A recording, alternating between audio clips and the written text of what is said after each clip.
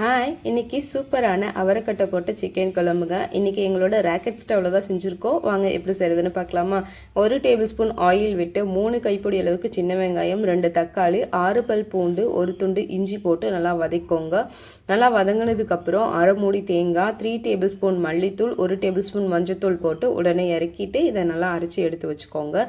அதுக்கப்புறம் ஒரு dry powder வைக்கணும். அதுக்கு ஆயில் இல்லாமல் 1 டேபிள் ஸ்பூன் சோம்பு, 1.5 டேபிள் ஸ்பூன் மிளகு, 6 வரமிளகாய், 1 டேபிள் ஸ்பூன் சீரகம், கருவேப்பிலை, சின்ன துண்டு பட்டை, 2 லவங்கம், ஆயில் இல்லாமல் நல்லா வறுத்து அரைச்சி தனியாக எடுத்து வச்சுக்கோங்க. அதுக்கப்புறம் மண் சட்டியில் 3 டேபிள் ஸ்பூன் ஆயில், கடுகு நல்லா பொரிஞ்சதுக்கப்புறம் கருவேப்பிலை சேர்த்துட்டு வாஷ் பண்ணி வச்சுருக்கிற சிக்கனையும் சேர்த்துக்கோங்க. சிக்கன் நல்லா மிக்ஸ் பண்ணிகிட்டே இருங்க. ஒரு 5 மினிட்ஸ் மிக்ஸ் பண்ணிங்கன்னா இந்த மாதிரி வெள்ளையேன்னு வரும்.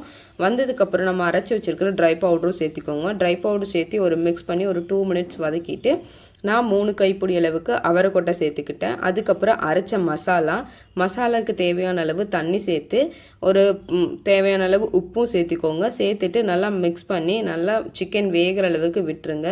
ஒரு 10 to 15 மினிட்ஸில் சிக்கன் நல்லா வெந்து வந்துடும். இந்த மாதிரி வெந்து வந்ததுக்கப்புறம் கொத்தமல்லி சேர்த்துட்டிங்கன்னா நம்ம சூப்பரான அவரைக்கொட்டை சிக்கன் குழம்பு ரெடிங்க.